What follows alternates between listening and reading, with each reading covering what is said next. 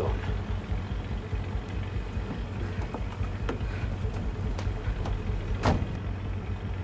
Hampton. I'll see you around.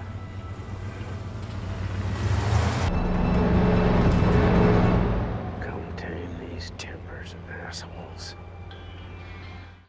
What is up, everybody? Jeremy Eisenfire here, and welcome to the channel. Episode 8 of Severance is here, entitled Sweet Vitriol, which was a very intriguing episode to say the least. Not only did we get a very interesting look at Cobel's backstory and what her childhood was like, which also gives us a deeper insight as to why she is the way she is now, but we also find out one of the biggest reveals of the series thus far, as we find out who exactly created the Severance technology to begin with.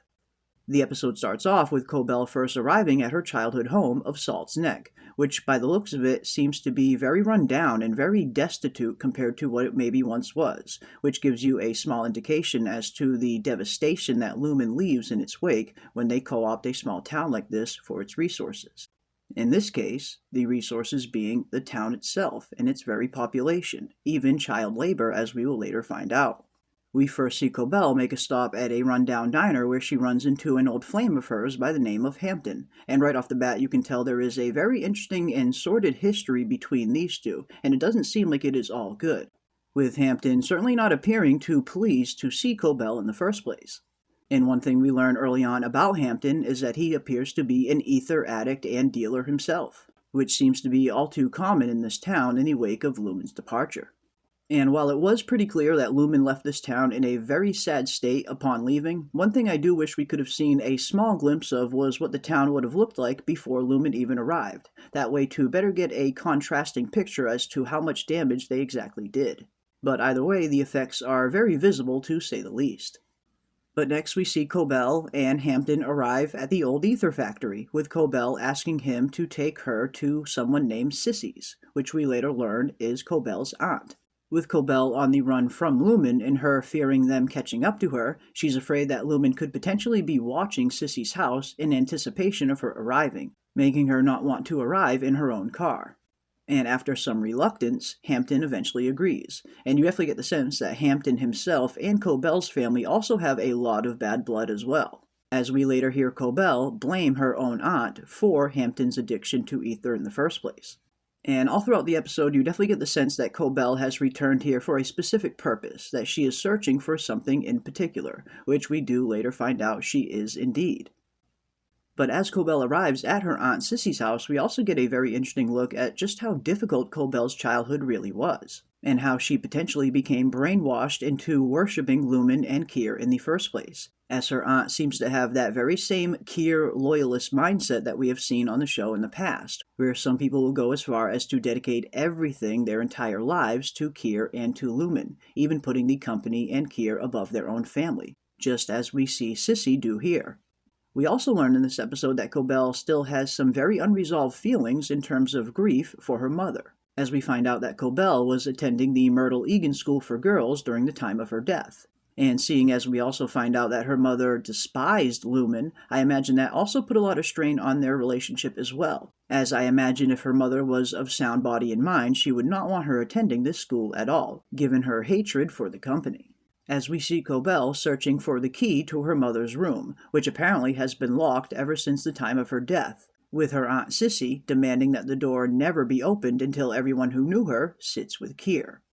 But eventually Cobel does go ahead and find the key as she enters the room and sees where her mother spent her final moments, as we see Cobel proceed to lay in the very same bed that she once laid in, most likely in an effort to feel closer to her mom and to feel what she felt in her final moments, even going so far as to hook up her oxygen tube and to breathe through it as she once did. And if nothing else, this scene definitely serves as a very grim insight as to how damaged Cobel really is, being forced into child labor at such a young age at an ether factory and even becoming an ether addict herself once upon a time, or at the very least an occasional user of it, as we see her and Hampton get high once again, with her stating this is the first time she has done this since she was 8 years old, which if nothing else also gives us another insight as to just how messed up her childhood really was. And backstory episodes like this tend to be a little bit intriguing when they start to peel back the layers of some of these more complex characters, like Harmony Cobel. and we get to see exactly what shaped her into the adult she went on to be, and why she became so cold and calculating, and detached from the rest of humanity. And while she did successfully get the key to get into her mother's room, she has still yet to find the item she was searching for all along, which we later find out is a very particular notebook that used to belong to Harmony Cobel when she was younger, containing her original designs and base code and all of the original blueprints for the Severance technology, informing us as the audience that it was indeed Harmony Cobel who invented the technology behind Severance in the first place, and not James Eagan as we were led to believe. Which, if nothing else, could go on to prove to be the most damning piece of evidence against Lumon that we have ever seen on the show thus far, and could go on to completely discredit everything that James Eagan and Lumon have set up ever since rolling out the Severance technology 12 years ago and claiming credit that he was the inventor. A secret that Cobel has kept to herself all of this time under threat of banishment if she ever threatened to reveal it. But now, with Lumon casting her aside and removing her from her position as head of the severed floor, I imagine she is less inclined to keep their secrets going forward. Which, if nothing else, makes it very interesting to think why they would fire her in the first place, especially if James Eagan himself knew that this evidence might have existed. And along with this massive reveal comes some added context to the previous encounter that Cobel had with Helena, when Helena states to Harmony that she may have overestimated her contributions to the company, which could not be further from the truth, as we are now learning that it was Cobel herself who laid the very foundation for everything that Lumon would go on to become. Which also gives us some more added context as to why Cobel wanted her old position back as head of the severed floor so badly. She wanted to oversee her very creation. Everything from the Severance chip, the Innie-Outie program, even down to the very Cold Harbor itself is most likely all due to Cobel's hard work. And with Lumon now casting her aside, you could totally understand her need to want vengeance. Vengeance on Lumon and the Eagans for not only stealing her life's work, but for casting her aside like she never mattered. Vengeance that was nearly denied to her after Cobel's mishandling of said evidence. Rule 101 when encountering a villainous character on any TV series or movie. Never hand them damning evidence that they can destroy, which Cobel unfortunately does when she hands the notebook to her villainous aunt, who proceeds to try and throw it into the fire, which luckily for Harmony's sake she manages to stop her before it gets destroyed. Further showcasing that Cobel's aunt's ultimate loyalty lies with Lumon and the Eagans and not with her very own family. Another testament to how effective Lumon is at brainwashing people. But now, with Cobel armed with the evidence she needs and a new determination to see Lumon suffer, it appears we can slowly start to see the tables potentially turning for Lumon and how they might very well be vulnerable for the first time on the series.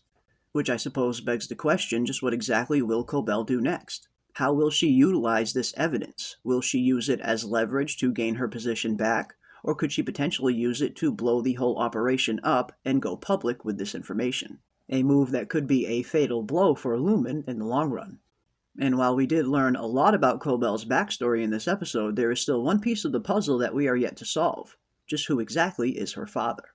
Which I am starting to believe more and more that she could potentially be the illegitimate daughter of James himself.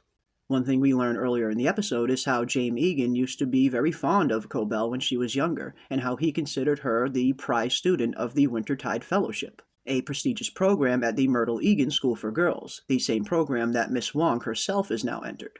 Could Cobel really be the secret daughter of James Eagan this entire time, thus making her and Helena half-sisters? Could this potentially be why we didn't learn anything about who Cobel's real father is in this backstory episode? Could that be another big reveal they are saving for the finale or for a later season even? Or was she simply just the prize student at the Myrtle Eagan School for Girls that James took advantage of, and saw a genius in that he could exploit for his own gain? I suppose it still could go either way, but I myself would not be surprised in the slightest if it was revealed that Cobel was indeed the secret daughter of James this whole time. But now, armed with the evidence she needs and a potential newfound desire to seek revenge against Lumon, it should be interesting to see how these final two episodes play out and what Cobel ultimately decides to do. Especially with how the episode ends with her finally answering the phone for Mark's sister, Devon. One thing we did continue to see was how Devon was desperately trying to get a hold of Cobel throughout this entire episode, with her finally picking up the phone at the very end and learning of Mark's reintegration, something that seems to have piqued Cobel's interest to say the least. So if nothing else, the stage has certainly been set for an explosive final two episodes of Season 2, with us getting closer and closer to finding out what Cold Harbor really is. But let me know down in the comment section below. What do you think Cobel will ultimately do with this newfound evidence? Will she use it to regain her position as head of the Severance floor? Will she use it as leverage against Lumon? Or could she potentially go as far as to use it to expose Lumon for being the liars that they are, utterly discrediting James Eagan himself?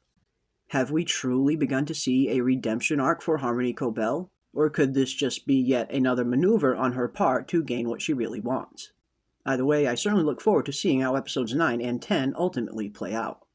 But that is going to do it for our episode 8 breakdown of Sweet Vitriol. And definitely leave your thoughts and comments down below. And if you enjoyed this video, don't forget to leave a like on your way out and consider subscribing to stay up to date on all of our upcoming Severance content. And as always, keep those tinfoil hats on, folks, and I will see you on the next one. My designs! Circuit blueprint, base code, overtime contingency, Glasgow block, all of it!